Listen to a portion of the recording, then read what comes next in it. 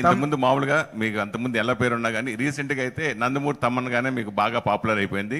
కరెక్ట్గా 2 days లో Balayya Babu birthday వస్తుంది. ఈ బర్త్డే స్పెషల్ మీ టీజర్ వస్తున్నా కానీ ఆయన గురించి ఏం చెప్తారు? మైండ్ బ్లోయింగ్ టీజర్, డెఫినెట్గా చాలా టర్న్అప్స్ ఉంటుంది.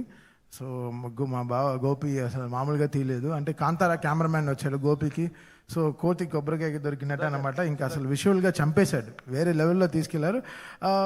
బాలయ్య గారు నెవర్ సీన్ బిఫోర్ అండి, అంతే చెప్పగలను. అది so June 10th people will have a blast డెఫినెట్గా.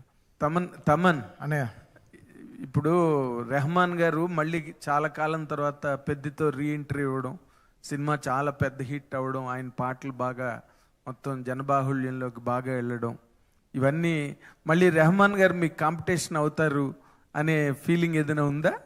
కాంపిటీషన్ అని చెప్పలేము, ఇట్స్ గ్రేట్ లెర్నింగ్. మనం ఇప్పుడు ఆయన ఏజ్కి ఇంకా కూడా ఆయన ఒక 28 year old 27 year oldకి కాంపిటీషన్ ఇస్తున్నారు అంటే మంచి విషయమే కదా, అది నేర్చుకోవాలి. ఇప్పుడు ఇళయరాజా గారు కూడా అసలు ఆయన 75th yearలో ఆయన స్టూడియో కట్టారు. ఈ మేడ్ రికార్డింగ్ స్టూడియో. అసలు అది ఎంత పెద్ద విషయం, ఎంత మంచి విషయం అది. అసలు ఎంత ధైర్యం ఇస్తుంది మనకి. మనం ఇప్పుడు ఈ ఏజ్లో మనం ఇంకా ఎంత చేయాలి?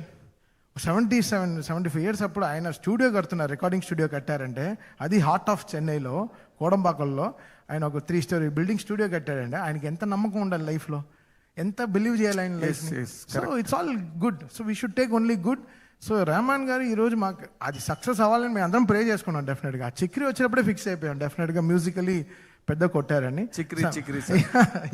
నా ఫేవరెట్, నా ప్లేలిస్ట్, నేను ఎయిర్పోర్ట్కి వెళ్తే ఆ పాట వేసుకుని వెళ్తాను. ఇట్స్ ఆల్ గుడ్ లెర్నింగ్, అంటే అది good learning. I'm so happy. మన సీనియర్ మ్యూజిక్ డైరెక్టర్స్ ఇంకా మనకి ఇంకా మీరు చాలా ఉందిరా పరిగెత్తడానికి, ఇంకా పరిగెత్తండి అని చెప్పి they are making us run.